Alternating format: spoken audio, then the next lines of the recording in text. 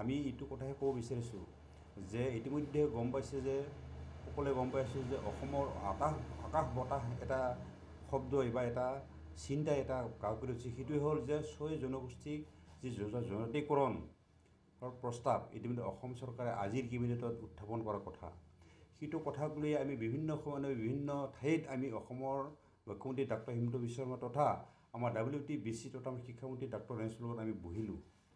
আমি হ'ল অসমৰ যে CC2 এটা সংগঠন আছে আৰু সেই CC2ৰ আমি অংশীদাৰী সংগঠন হিচাপে নিখিল ছাত্ৰ সন্থাই আমি এতিয়া এটা প্ৰতিক্ৰিয়া প্ৰকাশ কৰিব বিচাৰিছোঁ যে এক্সিষ্টিং যে ট্ৰাইবেল সেই ট্ৰাইবেলৰ কোনো ক্ষতি নোহোৱাকৈ যাতে ইয়াত সেই 6 জনগোষ্ঠী বা অন্য জাতি জনগোষ্ঠীক ইয়াত ST যদি কৰে আমাৰ আপত্তি নাই। আমি সেই কথা বাৰে বাৰে কৈ আহিছোঁ, কিন্তু অসম চৰকাৰে তাকেই নকৰি কৈ আহিছে যে ইতিমধ্যে অসমৰ মুখ্যমন্ত্ৰী ডক্টৰ হিমন্ত বিশ্ব ডাঙৰীয়াৰ মুখতো কথা ওলাইছে যে যদি 6 জনগোষ্ঠীসমূহক ST দিয়া হয় বা যদি জনজাতিকৰণ কৰা হয় তেতিয়াহ'লে সেই এক্সিষ্টিং ট্ৰাইবেলসকলৰ ক্ষতি হ'বই। গতিকে সেই যি ক্ষতি হ'বই বুলি গম পাই সত্ত্বেও ইতিমধ্যে অসম চৰকাৰে আজিৰ যি এটা কেবিনেটত উত্থাপন কৰি ওলাইছে। আমি এইটোৱে কথা ক'ব বিচাৰিছোঁ যে আমাৰ সেই এক্সিষ্টিং ট্ৰাইবেলৰ যাতে কোনো ক্ষতি নহয়, কোনো ক্ষতি নোহোৱাকৈ যাতে তেওঁলোকে এটা ৰিপৰ্ট প্ৰেৰণ কৰে আমি সেইটো প্ৰকাশ আশা কৰিছোঁ। তাৰ লগে লগে আমি এতিয়া আশা কৰিব বিচাৰিছোঁ যে এইটো যাতে সংবিধান সংশোধন কৰি হ'লেও যাতে তেওঁলোকে সেইটো কৰে আমি সেইটো আশা কৰিছোঁ। কিন্তু অসম চৰকাৰে ভাবিছোঁ যে তেওঁলোকে সেই সংশোধন কৰাৰ পক্ষত হয়তো তেওঁলোকে নাই, কাৰণ তেওঁলোকে সেইটো কথা আমি কোনো দিনেই শুনা নাই।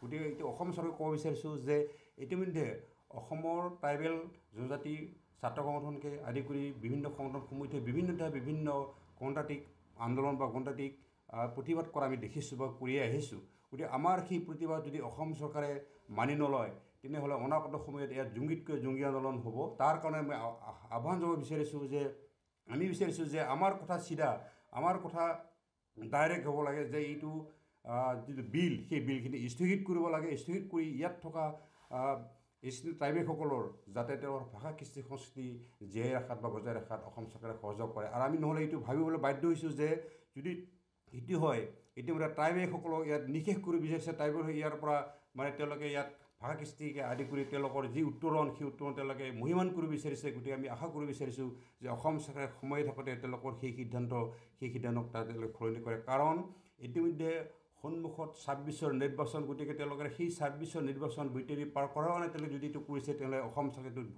ডাঙৰ ভুল কৰি আছে। গতিকে অসম চৰকাৰক মই আহ্বান জনাব বিচাৰিছোঁ, হিমন্ত বিশ্ব শৰ্মা নেতৃত্বাধীন চৰকাৰক আহ্বান জনাব বিচাৰিছোঁ যে আমাৰ সেই যে 40 লাখ যে আমাৰ ট্ৰাইবেল আছে, এক্সিষ্টিং ট্ৰাইবেল আছে, তাৰ ওপৰত যদি প্ৰায় 1.5 কোটি বা 2 কোটি ইয়াত আকৌ যে জনজাতিকৰণ বিচাৰিছে, ইয়াতে কি হয় যে আমাৰ এই ট্ৰাইবেলসকলক তেওঁলোকে নিষেধ কৰিব বিচাৰিছে। আমাৰ ইয়াত বসবাস কৰা ভাষা কৃষ্টি সংস্কৃতি ইয়াত আমাৰ বিলোপ কৰিব বিচাৰিছে। কাৰণ উদাহৰণস্বৰূপে যদি ক'ব যাওঁ সেই 1996 চনত যে 6 মাহৰ কাৰণে আমাৰ কৰ্চবাসীসকলক ST কাৰণে পৰীক্ষামূলক তেওঁলোকে কৰিছিল। গতিকে সেই সময়ত আমি সেই কথাখিনি আমি এতিয়াও পাহৰা নাই, কাৰণ সেই উদাহৰণেই যথেষ্ট। গতিকে সেইটো অসম চৰকাৰে যাতে খুব হৃদয়ংগম কৰি এই বিলখন যাতে স্থগিত ৰাখে তাক মই আহ্বান জনাইছোঁ। আৰু নহ'লে আমাৰ কৈছোঁৱে যে আমাৰ নিখিল বা ছাত্ৰ সন্থাকে আদি কৰি আমাৰ ৰাজনৈতিক সংগঠনসমূহ লগতে আমাৰ CC2ৰ যি অংশীদাৰী আমাৰ সংগঠনসমূহ আমি এনে বহি নাথাকি আমি অনাগত আমি জংগীতকৈ জংগী আন্দোলন কৰিবলৈ বাধ্য হ'ম।